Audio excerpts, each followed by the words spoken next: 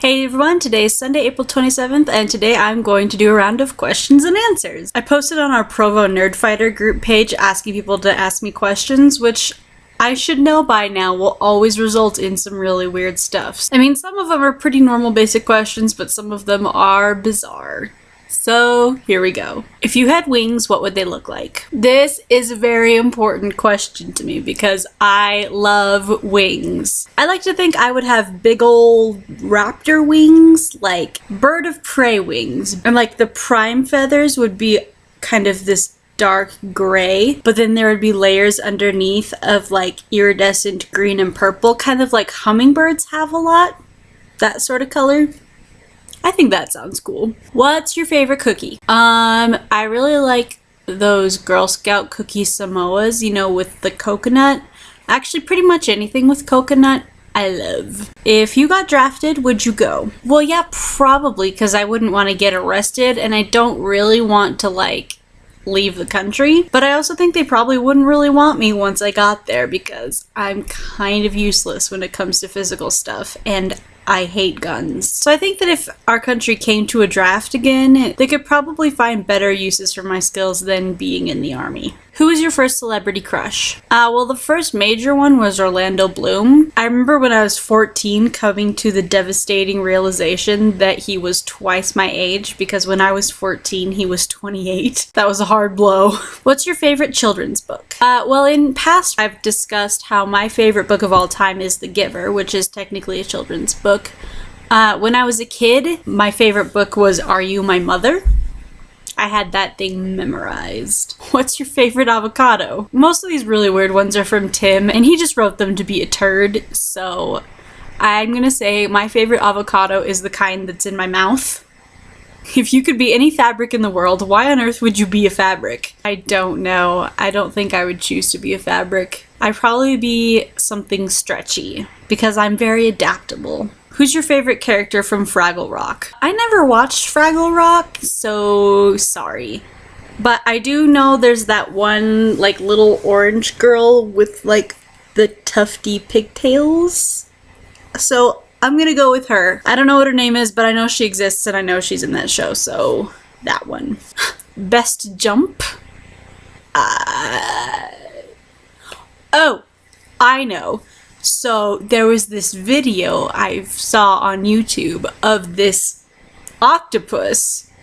Shocking, I know. I was watching YouTube videos of octopuses that attached itself to the belly of a dolphin, and then the dolphin jumped up out of the water and the octopus was still attached to it. So that's my favorite jump.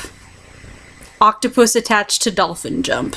If you became an avocado, would you still eat avocados even though it would be cannibalism? Yes. Yes, I would.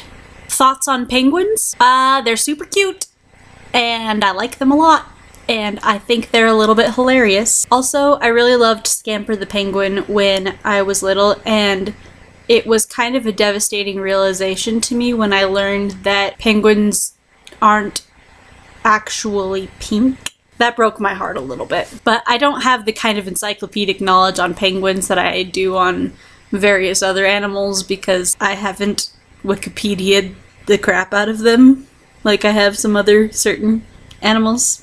What do you think is the most pressing question facing our generation? That's way deeper than I am prepared currently to handle. But I don't think this is necessarily like the most pressing question, but I think it's something that really needs to be taken seriously and really given a new look at is how are we going to face the education of our children?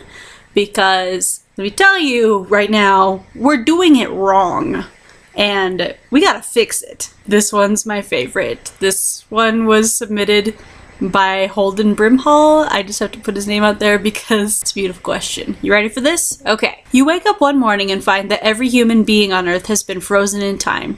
You are the only one who can still move around and you continue aging. For years, you wander from place to place, searching desperately for someone else, anyone else who is truly alive. 20 years go by.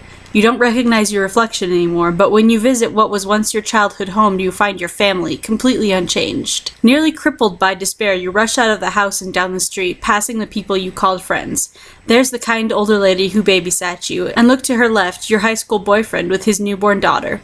You never got to meet her. They look so happy, content with their place in life. They haven't had to experience the horror of the last 20 years. You run faster, desperate to escape the never-changing faces, those unmoving eyes forever staring at nothing. You run until your legs give out beneath you. Dark spots flicker in your eyes and you collapse to the ground. Just before you lose consciousness, you see a dark shape moving toward you. When you awake, it's already nighttime. You guess that it's been at least 5 hours. As you unsteadily try to rise from the cold asphalt from where you fell, the dark shape you were uncertain really existed unfolds itself not 5 feet away from you. Shocked, you scream and try to run, but your legs are shaking too hard and you fall over again. The shape hasn't moved since you woke up. The shock begins to fade and you look closer at the shape. You gasp. It's a Galapagos turtle, and it's the first thing you've seen in 20 years that is not frozen in time. What do you name your new turtle companion? I'm going to name my new turtle companion Laura. I have my reasons. Alright, thanks to my Nerdfighters for your questions. I will see you all tomorrow. Bye!